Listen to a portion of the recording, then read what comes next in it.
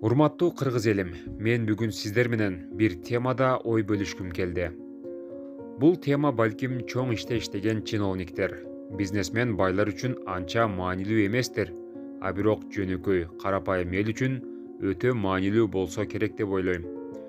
Бүгүнкү күндө илим менен техника өнүгүп, интернет дүйнөсү эбегейсиз чоң бийиктикке көтөрүлдү. Мына ушундай күндө элде кээ бир үй бүлөлөрдө бир жума этсиз тамак жешини элестетүү мүмкүн, а бирок интернетсиз элестетүү такыр мүмкүн болбой калды. Эми карап көрөлү. Ар бир жаран бир жумага эң арзан дегенде 80 сомдон бирдик салат.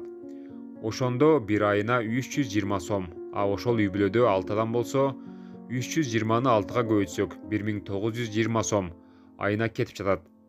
Ал эми бир жылда 1920-ны 12-ге көбөйтсөк 23040 сом бир үй бүлөдөн кетип жатпайбы?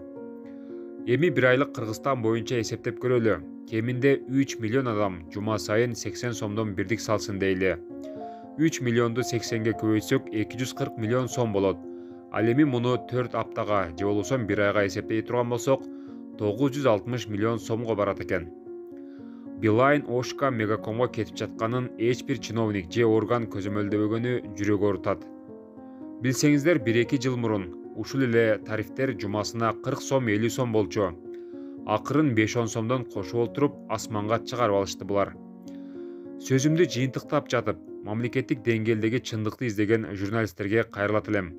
Мен көтөрүп жаткан маселе боюнча тийиштүү адамдарды теледебат, ыңгайсыз суроолор жана башка ушул сыяктуу теле берүүлөргө чакырып, тийиштүү суроолорду берип, элдин да суроолорун жооп бергидей кылып уюштурса, эң сонун ишке жарайт болчу. Урматтуу кыргыз элим, бул кайрылуумда адашкан жери болсо көңүлгө албайсыздар деген ойдомун.